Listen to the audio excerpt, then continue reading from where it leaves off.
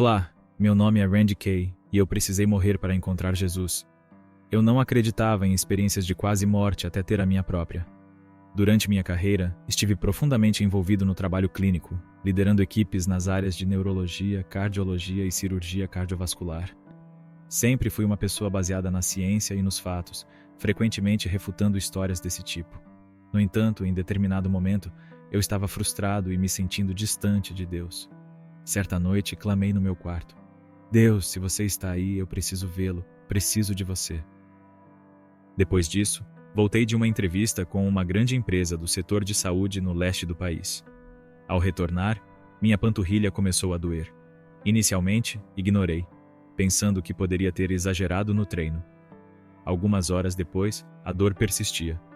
Eu morava na região de San Diego e costumava andar de bicicleta ao longo da costa. O que era para ser um passeio tranquilo se tornou um esforço extenuante, e minha panturrilha inchou para quase 1,5 vezes o seu tamanho normal. Mesmo assim, achei que não havia motivo para preocupação. Depois de meses de trabalho árduo, minha família e eu estávamos planejando uma viagem para as montanhas, e eu não queria interromper esses planos indo ao médico. Porém, a situação piorou. A dor aumentou tanto que eu mal conseguia subir as escadas. Tenho asma, então minha respiração já é naturalmente difícil, mas, naquele momento, ficou extremamente ofegante. Eu não conseguia nem levar o lixo até o quintal sem me sentir exausto. Ao tentar subir as escadas, minha perna esquerda mal respondia, e minha panturrilha estava muito pesada. Foi então que decidi procurar um ortopedista para obter um anti-inflamatório, talvez algum analgésico, para poder seguir com nossa viagem. Fui ao ortopedista e assim que ele examinou minha perna, disse que aquilo definitivamente não era normal. Naquele momento, minha panturrilha direita já estava quase o dobro do tamanho da esquerda. Ele me pediu para pressionar o calcanhar e descrever a sensação. Foi extremamente doloroso. Em seguida pediu para eu pressionar a planta do pé e perguntou se doía. Respondi que não, apenas o calcanhar. Ele então concluiu que o problema não era muscular. Quando pressionamos a planta do pé, ativamos a tensão muscular, mas a dor intensa no calcanhar indicava uma sobrecarga nas veias profundas.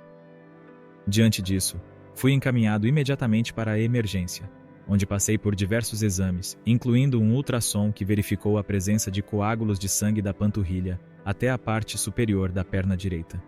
Não era apenas um coágulo, mas 6, que já haviam subido pela perna. Quando um coágulo viaja pelo corpo, ele pode chegar aos pulmões e bloquear a artéria pulmonar, essencial para a respiração. Isso explicava minha extrema falta de ar. Uma tomografia computadorizada confirmou a situação, e o exame dedímero, que detecta coagulação anormal, apresentou níveis extremamente elevados. Após todos os testes, o médico entrou no quarto e disse: "Você é um homem morto andando." Quando chegou aqui, já estava praticamente sem chances. Naquele momento, só conseguia pensar em minha esposa e meus 2 filhos pequenos. Já tinha passado por diversos desafios na vida, mas agora me via diante da possibilidade real de morte iminente. O médico mencionou que, no dia anterior, uma jovem de 27 anos que surfava havia falecido pelo mesmo motivo, uma embolia pulmonar, que é uma obstrução da artéria pulmonar. A embolia pulmonar é de fato a 3ª maior causa de morte súbita. Havia 2 opções de tratamento: me transferir rapidamente para a Universidade da Califórnia, em San Diego, onde um especialista abriria o meu peito para remover os coágulos, ou me manter sob forte medicação anticoagulante e esperar para ver se meu corpo conseguiria dissolvê-los naturalmente. No entanto, o médico alertou que, se eu fosse transferido para a universidade, provavelmente morreria no trajeto. Assim, a única alternativa viável foi me submeter a uma terapia intensiva com anticoagulantes e aguardar. Enquanto estava internado, um paciente ao meu lado foi levado para fora do quarto, e mais tarde soube que ele provavelmente tinha uma infecção chamada MRSA, uma bactéria resistente a antibióticos, considerada uma das mais letais na época. A taxa de mortalidade por essa infecção era de cerca de 20%. Então, naquele momento, eu não apenas enfrentava o risco de morrer devido aos coágulos, mas também estava exposto a uma das infecções mais perigosas que existiam. Agora eu tinha basicamente um bloqueio no meu corpo. O médico entrou e tentou tirar um pouco de sangue do meu braço, mas disse que aquilo era muito estranho, pois não conseguia extrair nada. Meu sangue havia coagulado em todo o corpo, dificultando qualquer coleta para exames laboratoriais. Finalmente, ele conseguiu retirar uma pequena quantidade, mas naquele momento, eu já estava em estado crítico. Eu me sentia como um peixe fora d'água. De repente comecei a ter convulsões, e então meu coração entrou em arritmia, até que por fim, parou. Naquele momento entrei em um estado de escuridão total. Essa pausa entre a parada cardíaca e a morte cerebral durou cerca de 6 minutos. O cérebro morre pouco tempo depois que o coração para de bater. Muitas pessoas têm curiosidade sobre essa sensação. A escuridão veio imediatamente. E normalmente, quando ocorre uma parada cardíaca, os profissionais de saúde correm para realizar um código azul. No entanto, eu estava em um quarto comum, pois, até então, o tratamento consistia apenas em esperar o efeito do anticoagulante. A enfermeira não estava presente no momento, e o monitor começou a alertar sobre a queda da minha frequência cardíaca, mas não houve uma resposta imediata. Meu coração permaneceu parado por cerca de 30 minutos. Estudos clínicos mostram que, após 6 minutos sem batimentos, o cérebro entra em morte clínica. A escuridão era absoluta, uma sensação de vazio. Eu estava em um lugar que não conseguia identificar, mas então algo muito estranho aconteceu. De repente comecei a acender, e uma luz intensa desceu do alto, iluminando tudo ao meu redor. Ao longe, pude ver colinas suaves e figuras estranhas, parecendo seres de outro mundo. Eu não sabia exatamente o que eram, e isso gerou um certo temor dentro de mim. Nesse momento, instintivamente, clamei pelo nome de Jesus Cristo. Eu simplesmente gritei, pois sabia que Jesus existia. Mesmo tendo estado irritado com ele antes dessa experiência, naquele instante, não havia dúvida. E então aconteceu algo extraordinário. Minha esposa sempre me disse que eu não podia chorar facilmente, mas naquele momento, toda a emoção me envolveu. John Burkworth, que escreveu o prefácio do meu livro, passou 30 anos estudando experiências de quase morte e explicou que essas vivências não são como memórias comuns. A pessoa está, de fato, naquele momento e lugar. Lembro-me de sentir meus pés tocarem algo sólido, e então percebi um braço ao meu redor. Eu estava em pé, e ele estava ali, ao meu lado. E eu sabia, sem a menor dúvida, que era Jesus. Não houve palavras ditas, mas tudo era completamente intuitivo. Eu compreendia seus pensamentos e sabia exatamente o que ele queria me transmitir. No céu não há necessidade de palavras, pois tudo é compreendido de forma instantânea. Meu primeiro pensamento ao encontrá-lo foi: isso é amor. Muitas vezes, neste mundo, entendemos o amor como um sentimento ou uma ação, mas Jesus era a própria personificação do amor. Deus é amor, e a Bíblia nos ensina isso. Quando encontrei Jesus, percebi que ele não precisava dizer "eu te amo", pois isso estava implícito em sua presença. Sua essência era completamente amorosa, e eu simplesmente caí de joelhos diante dele. Ele então me ergueu e disse: confia em mim, confia em mim. Eu podia sentir a textura de sua barba macia contra meu rosto. Ele tinha cabelos castanhos, levemente longos, semelhante às imagens que algumas pessoas têm dele em mente. Seu semblante era claramente de origem do Oriente Médio. Durante todo o tempo eu não olhei diretamente para seu rosto, até o momento em que ele me ergueu e ficou ao meu lado. Foi então que me virei e encarei seus olhos. Eles eram castanhos e profundos. Quando ele me olhou, senti como se enxergasse através de mim. Jesus iluminou tudo ao meu redor, dissipando qualquer escuridão que pudesse haver dentro de mim.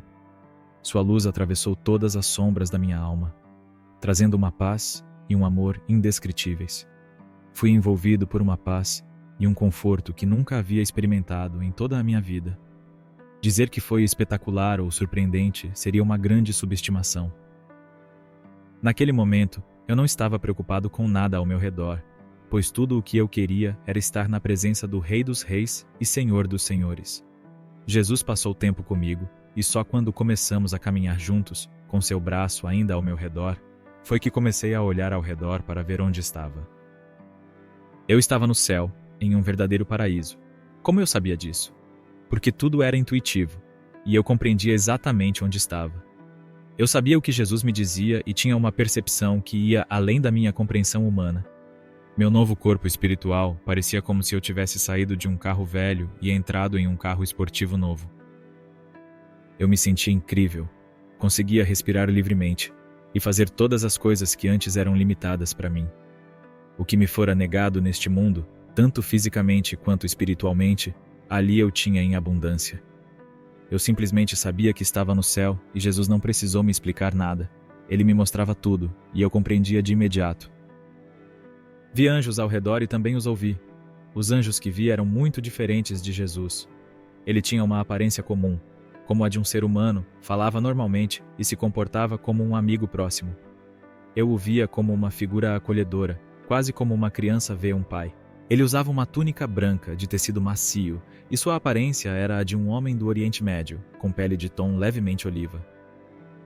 Os anjos, por outro lado, eram impressionantes. Eram imponentes, com cerca de 2 metros de altura ou mais, braços longos e corpos de aparência robusta.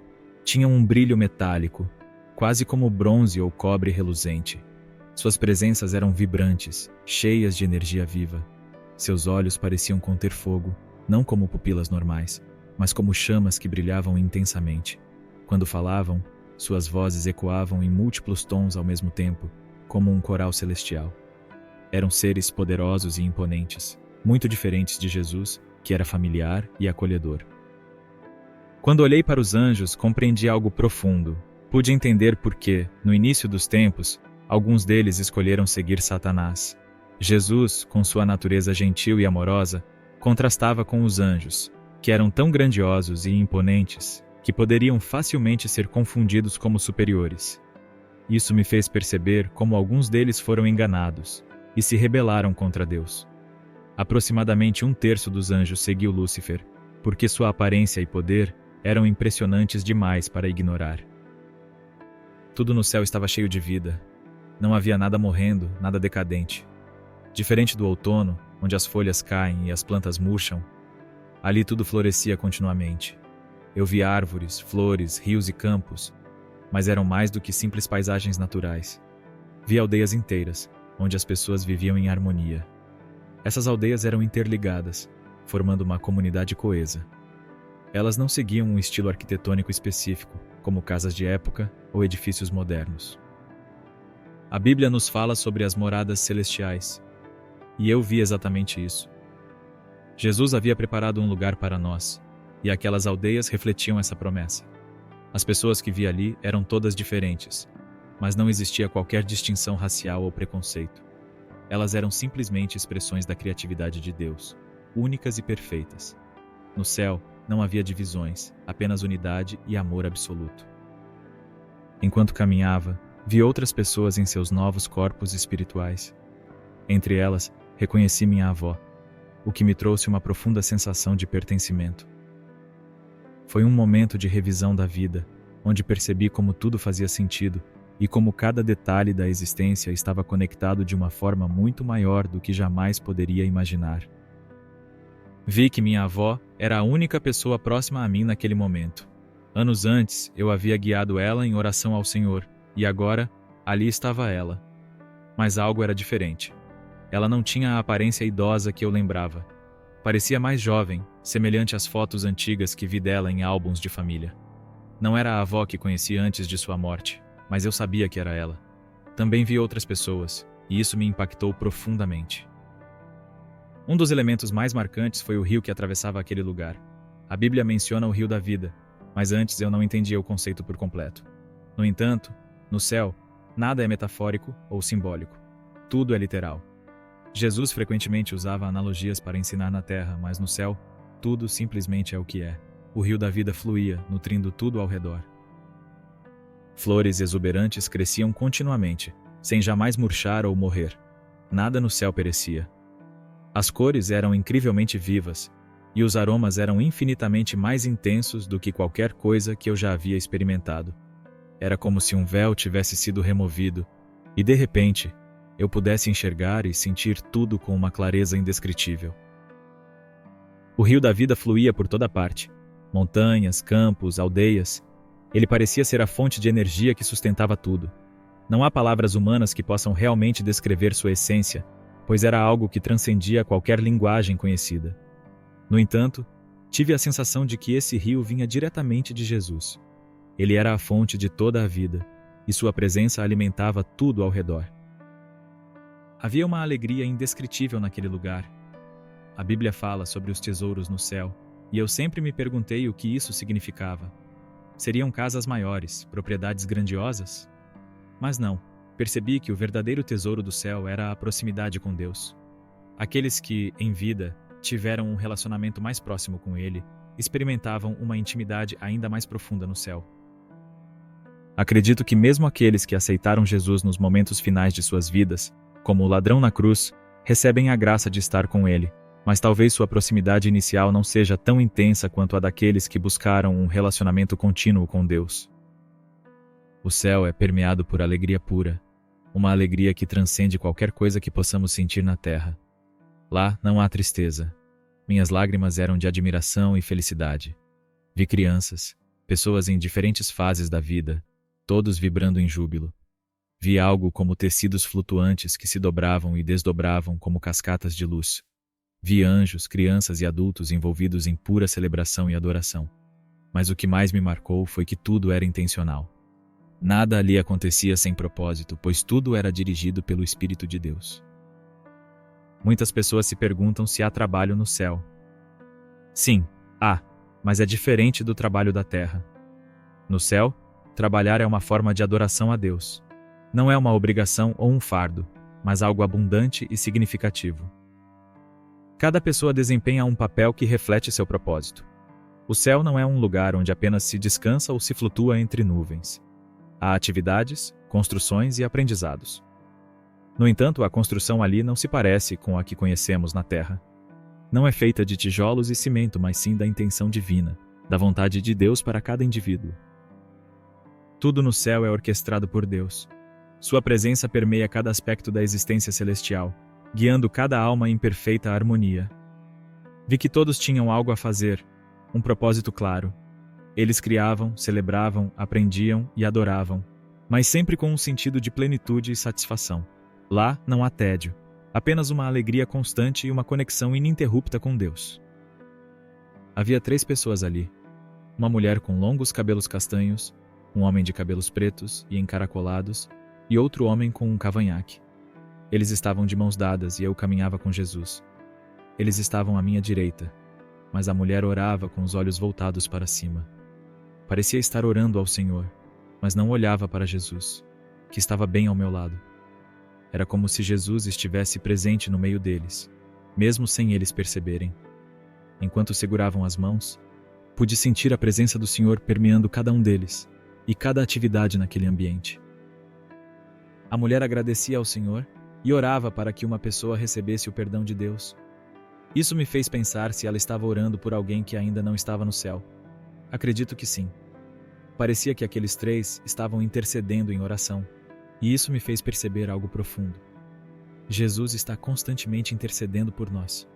A experiência que tive no céu não envolvia apenas palavras trocadas entre mim e Ele.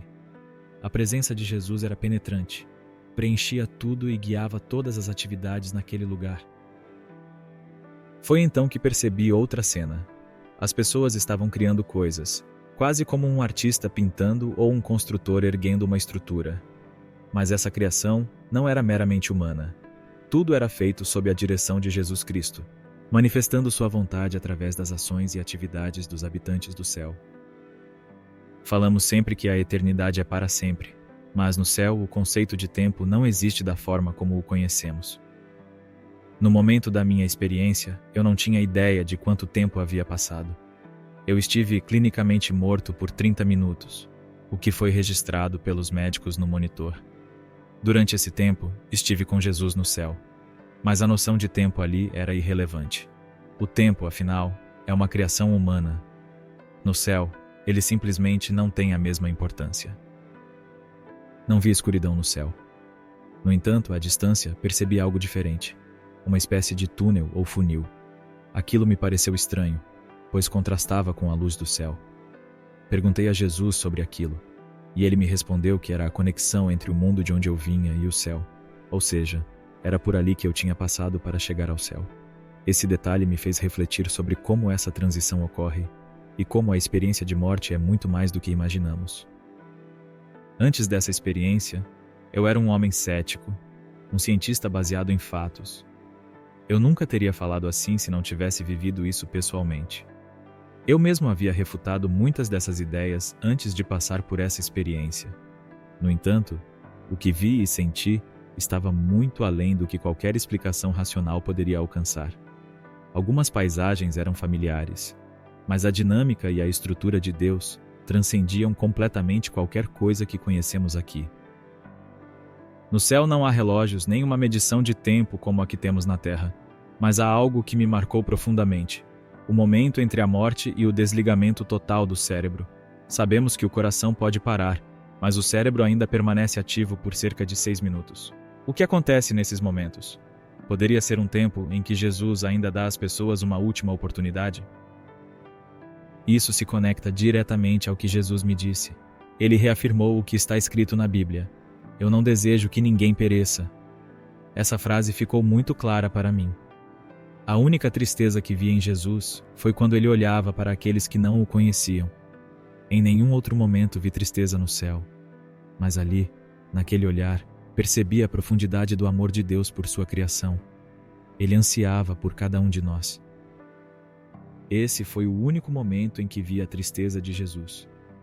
Lembrei-me do versículo mais curto da Bíblia. Jesus chorou. Vi a emoção do Senhor, seu desejo profundo de que todos o conhecessem e estivessem com ele. Essa experiência me mostrou um lado de Deus que eu nunca havia compreendido antes. Seu amor incondicional e sua dor ao ver que muitos escolhem se afastar dele. Jesus deseja salvar cada alma até o fim dos tempos. Ele está disposto a esperar e fazer tudo o que for necessário para alcançar aquela única alma perdida. Isso é algo extraordinário. Sua graça é infinita, e ele não desiste de ninguém. Uma das coisas que mais me marcou foi o entendimento imediato que tive no céu. A comunicação era clara e direta, sem barreiras. Isso me fez pensar: por que na Terra as pessoas não conseguem se comunicar melhor? No céu, tudo simplesmente é. Não há confusão, tudo flui naturalmente. Mas, à medida que minha experiência chegava ao fim, eu sabia que teria que retornar. Algo curioso aconteceu nesse momento. Uma linda borboleta pousou no meu ombro. Era a borboleta mais vibrante que já vi, com cores vivas e uma textura quase aveludada. No céu, as cores são muito mais intensas e nítidas do que qualquer coisa que conhecemos na Terra. Isso me deixou intrigado, porque nada no céu acontece sem um propósito. Então perguntei a Deus sobre isso. Jesus me explicou que a borboleta era um símbolo da sabedoria que ele estava me concedendo para me guiar pelo restante da minha vida. Ele disse: eu vou te enviar de volta. Aquilo me surpreendeu. Mas por quê? Srenia, perguntei. Essa foi a única coisa que realmente me perturbou no céu. Eu me sentia como uma criança que acorda no dia de Natal, desce as escadas para abrir os presentes e, de repente, os pais dizem: não, volte para a cama, ainda não pode abrir seus presentes. Foi exatamente assim que me senti. Quando perguntei a Jesus por que eu precisava voltar, ele me respondeu que meu propósito ainda não havia sido cumprido. Diante disso, questionei: se eu preciso deixar este paraíso e voltar para o mundo, então pelo menos deveria saber qual é esse propósito. Mas Jesus não me revelou tudo. Ele disse: se eu te contar completamente, você dependerá apenas de si mesmo e não de mim. Essa resposta me fez refletir. Sou alguém que gosta de planejar tudo, de ter controle sobre cada detalhe. Mas ali, percebi que precisava confiar mais em Deus. A Bíblia nos ensina a esperar no Senhor, mas essa ideia sempre foi um desafio para mim. No entanto, aprendi que precisava confiar nele momento a momento, deixando que sua sabedoria me guiasse pelo caminho. Depois que retornei, comecei a perceber pequenos sinais em meu dia a dia. Um exemplo foi um amigo meu que queria cortar o cabelo. Ele foi até o salão no dia errado e o cabeleireiro não estava disponível. Mas, naquele lugar, havia uma pessoa que havia perdido o marido recentemente e estava desesperada. O cabeleireiro, que era cristão, sugeriu que ela conversasse com meu amigo, que também era crente. Naquele momento, meu amigo percebeu que estava ali não por acaso, mas para compartilhar o amor de Cristo com aquela pessoa. Foi isso que Jesus me ensinou. Devemos estar atentos à voz de Deus em cada momento da nossa vida. A sabedoria verdadeira é ouvir sua voz e permitir que Ele nos guie, seja no supermercado, no trabalho ou em qualquer outro lugar. Como cristãos, não estamos apenas passando pela vida, mas devemos estar conscientes de cada oportunidade que Deus nos dá. Essa foi a maior lição que aprendi com minha experiência no céu. Viver intencionalmente. Aproveitar cada momento para cumprir o propósito de Deus e permitir que Cristo tenha um impacto real no mundo por meio de nós.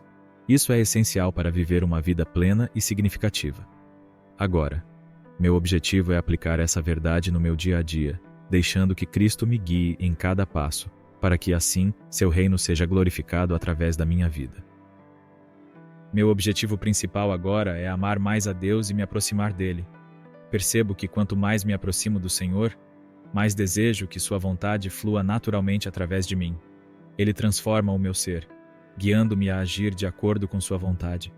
Não se trata apenas de tentar ser uma boa pessoa ou de seguir regras religiosas, mas sim de permitir que Cristo molde minha vida para que eu me torne mais semelhante a Ele. Quando me entrego a esse propósito, a obediência se torna algo natural, quase sem esforço. Enquanto estive no céu, pude ouvir a voz de Deus com clareza. Agora, de volta à terra, preciso aprender a ouvi-lo com atenção e seguir sua orientação em cada momento. Quero fazer o que ele me diz e ter o desejo genuíno de cumprir sua vontade. Essa transformação é essencial para viver plenamente o propósito que ele tem para mim. Mas então fui trazido de volta. Fui gentilmente inserido novamente neste mundo, chamado a viver esse propósito. No entanto, voltar à Terra significa enfrentar desafios. O inimigo constantemente tenta nos derrubar, lançando dúvidas e dificuldades para nos fazer acreditar que não podemos viver essa vida abundante que Jesus nos prometeu. Ele quer nos convencer de que tudo o que experimentamos no céu não foi real. Antes de retornar, perguntei a Jesus como eu poderia navegar por este mundo novamente. Ele me disse claramente que haveria provações. A Bíblia nos alerta sobre isso, e ele reforçou essa verdade. Minha última lembrança de Jesus no céu foi ele segurando minha mão enquanto eu dizia, "Eu te amo." Eu sabia que ele me amava também. Aquilo foi um presente que, por si só, já teria sido suficiente para toda a minha vida. Acordei em um quarto de hospital frio e estéril. Meu corpo estava extremamente debilitado. Passei meses em recuperação devido aos danos causados ao meu coração, pulmões e pernas. Eu pensei que, depois de ter essa experiência incrível, sairia pelo mundo cumprindo a vontade de Deus sem dificuldades. Achei que tudo se tornaria mais fácil porque eu o tinha encontrado pessoalmente. Mas, em vez de uma vida tranquila, fui lançado em um período de intensos desafios. Nossa filha sofreu múltiplos AVCs e perdeu a memória de sua infância e adolescência. Além disso, ela foi vítima de abuso. Tínhamos uma dívida enorme de $500 mil devido à minha hospitalização. Senti-me como Jó, enfrentando perdas e sofrimentos inimagináveis. E sinceramente cheguei a pensar que Deus me devia uma recompensa, assim como Jó recebeu tudo em dobro. Mas o que veio foi o oposto, um período de provações e quebrantamento. No entanto, percebi algo crucial. Deus usou esses desafios para fortalecer minha fé. Após minha experiência de quase morte, minha confiança em Deus nunca mais foi abalada. Antes eu duvidava, clamava e exigia que Ele se manifestasse para mim. Agora sei que Ele é real, o céu é real. Minha fé não depende mais das circunstâncias, pois a certeza de Deus em minha vida se tornou inabalável. Essa confiança me sustentou nos momentos mais difíceis. Mesmo diante das provações, fui capaz de seguir em frente sem ser destruído. Deus sabia das dificuldades que eu enfrentaria e me preparou para elas. Agora percebo que meu propósito é ajudar outras pessoas a superar o sofrimento e a encontrar cura em meio à dor, para que possam viver a vida abundante que Deus deseja para todos nós. Hoje, minha definição de vida abundante é completamente diferente de antes. Antes, eu via a abundância como sucesso, estabilidade e bênçãos materiais. Agora, entendo que a verdadeira vida abundante vem de estar cheio da presença do Espírito Santo. Independentemente das circunstâncias, boas ou ruins, a presença de Deus é a força que me sustenta e me permite superar qualquer obstáculo. Aprendi que há apenas duas formas de reagir diante das dificuldades. Podemos fugir e culpar Deus, como eu fazia antes da minha experiência de quase morte, ou podemos confiar nele e permitir que ele nos fortaleça. A escolha é nossa, e eu escolho confiar. Muitas pessoas buscam outras coisas além de Deus, e isso resulta em uma vida sem verdadeira abundância. A única maneira de viver uma vida abundante é correr em direção a Deus, aprofundar-se nele, buscar sua face com sinceridade. Precisamos ser honestos diante dele. Deus, eu não sei por que estou passando por isso. Não entendo essa provação. E se for necessário, podemos até clamar. Eu me sinto abandonado. Eu nem sei se você está aí. Ser transparente com Deus é essencial, pois Ele já conhece nosso coração. O que importa é que, ao buscá-lo com sinceridade, Ele nos vê e nos responde. No meu caso, tive que morrer para que Ele se manifestasse de forma tão clara. Mas não precisamos chegar a esse ponto. Podemos buscá-lo agora, com todo o nosso ser. Ao longo dos anos conheci muitas pessoas que passaram por sofrimentos intensos. O que percebi foi que aqueles que escolheram se aproximar mais de Deus em meio às dificuldades foram os que experimentaram uma conexão mais profunda com Ele. Quando enfrentamos inevitáveis provações, temos duas opções: correr para Deus ou nos afastar dele. Aqueles que correm para Deus encontram um tesouro no céu, uma intimidade maior com Ele. E no fim das contas, isso faz tudo valer a pena. Nada se perde, nada é desperdiçado. Tudo será redimido.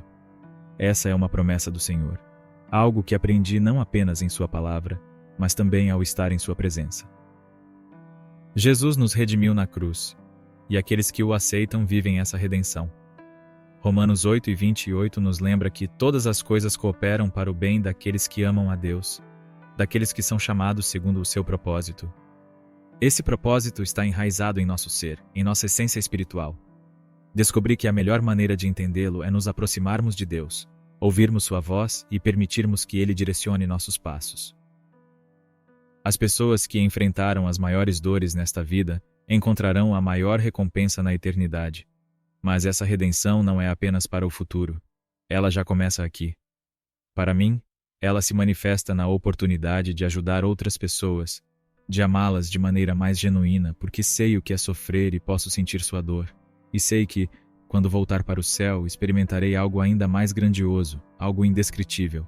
Essa é a verdadeira abundância.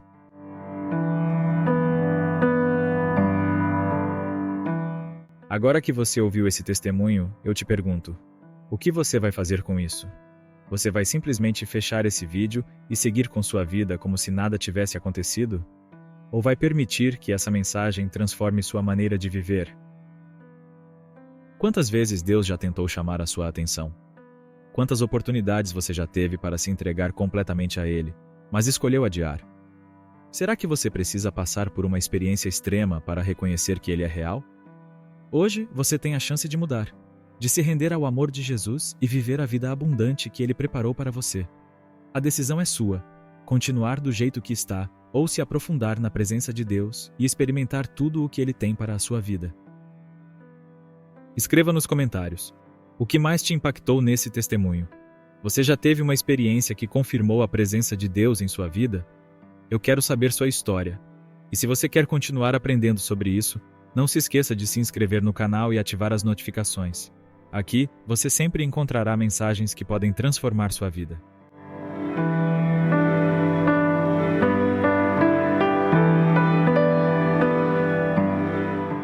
Aos 19 anos, comecei a me interessar pela lei da atração, que basicamente ensina que você é o criador da sua realidade. Com o tempo, comecei a atrair pequenas coisas, como vagas de estacionamento e semáforos abertos. Foi assim que começou. Depois vieram coisas maiores, como um novo emprego, ganhar mais dinheiro. E sim, a lei da atração funciona, pessoal. Mas isso não é algo que vem de Deus. O que não é de Deus é contra Deus. Eu comecei a sair mais do que nunca. Essa foi, sem dúvida, a pior fase de festas da minha vida. Eu saía todo fim de semana. Eu fui para festas e me sentia cada vez mais invejosa, me perdendo ainda mais no mundo. Eu sabia que a vida que eu estava levando era vazia. E eu sabia que éramos salvos pela fé e pela graça, que Jesus nos ama, mas eu não estava fazendo nada para agradá-lo naquele momento. Eu sabia que estava indo para o inferno, e sinceramente eu não me importava. Continuava me envolvendo com outras pessoas e basicamente focando no meu corpo, glorificando meu corpo no Instagram. Mas Deus veio ao meu encontro, porque eu estava realmente aprendendo sobre Ele, e Ele me convenceu de tudo o que eu estava fazendo de errado. Se você se sentiu tocado por este testemunho e quer assistir esta história e mais histórias como esta, não deixe de se inscrever em nosso canal. Aqui, compartilhamos experiências poderosas que podem transformar vidas e fortalecer a fé. Clique no botão de inscrição, ative o sininho para receber notificações e junte-se à nossa comunidade de fé e esperança.